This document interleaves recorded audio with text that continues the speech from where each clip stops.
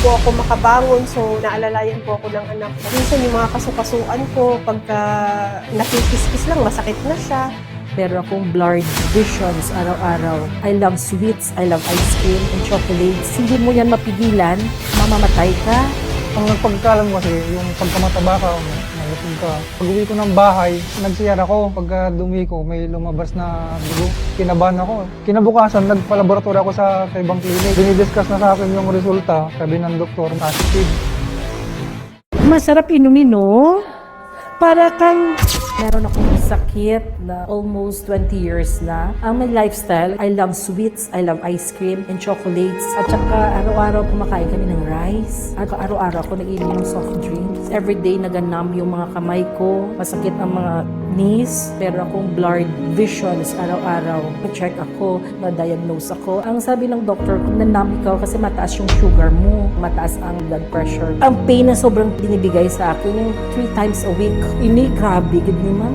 Sobra-sobra, ginang sakit araw-araw. Kung gini man ginabat siya, dito pumuputok sa paa ko. Parang itlog na maliit. At saka, kung hindi mo yan mapigilan, mamamatay ka. Until such time, ito ang pinag-try sa akin. I take Salveo for almost 6 days. Gumaling talaga ako. I take 1 in the morning and 1 in the evening. 3 scoops of Salveo barley. Dami ko nang natikman na barley. Only Salveo nga, nag-believe ako within 6 days, gumaling talaga ako. Yung blurred vision ko, nag-okay na. Tapos ang mga numbness, ang whole body ko, wala na ako nagahibi kong gabi. Grabe ang changes, grabe. It helps me a lot. Makalakad na ako ngayon. Kami nga mag-asawa, nag-decide kami nga mag-use ng Salveo. Malaking itutulong talaga ng Salveo barley ras sa akin. Hindi lang sa akin, pati sa asawa ko kasi gumaling talaga kami.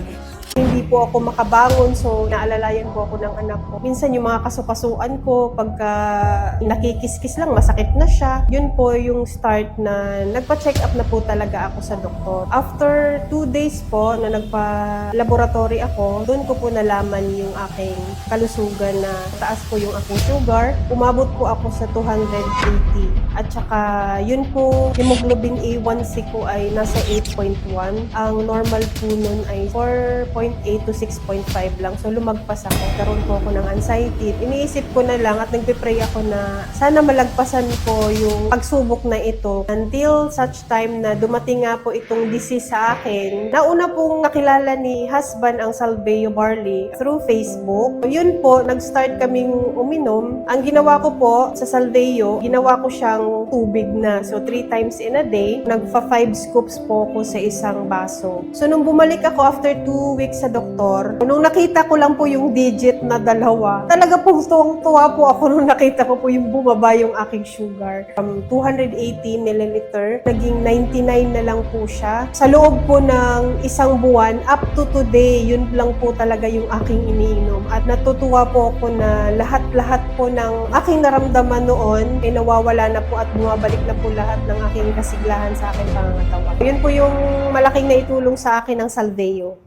Kumain kami sa labas. Pag-uwi ko ng bahay, nagsiyar ako. Pagka dumi ko, may lumabas na dugo. Nag-alala ako, kinakabahan. Tapos nagpa-albularyo ako. Sabi naman nung nagtatawa sa akin, may ulcer ka. Kung hindi ulcer yan, baka may kulang cancer ka na. Nagpa-check up ako, August 14, 2023. Tapos nung tinawag na yung pangalan ko, dinidiscuss na sa akin yung resulta. Sabi nung 1 taon ka nang may type 2 diabetes. Nagulat ako. Maluwa nga ako nung araw na yun.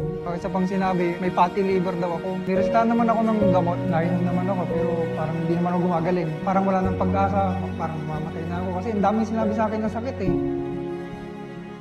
Nalaman ko po si Salveo barley grass. Sa asawa ko, nag-i-scroll siya, ng Facebook. May lumalabas na yung may diabetes din. Nung tinitignan ko yun, kasi hindi ako naniniwala eh. Nakita ko yung sa Salveo sa Calamba, may office. After kong kumain, pumunta na ako doon. Tanong ako kung paano mag-avail ng Salveo. Ang ininom ko yung jar sa umaga, 6 scoop.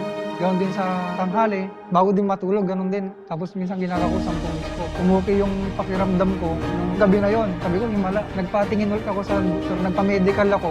Tapos piniresent ako dun sa doktor. Tuwan-tuwa sa akin yung doktor kasi yung fatty liver ko, normal na po siya. From 170 yung blood sugar ko. Ngayon, nasa 89 na lang gawa ni Salveo.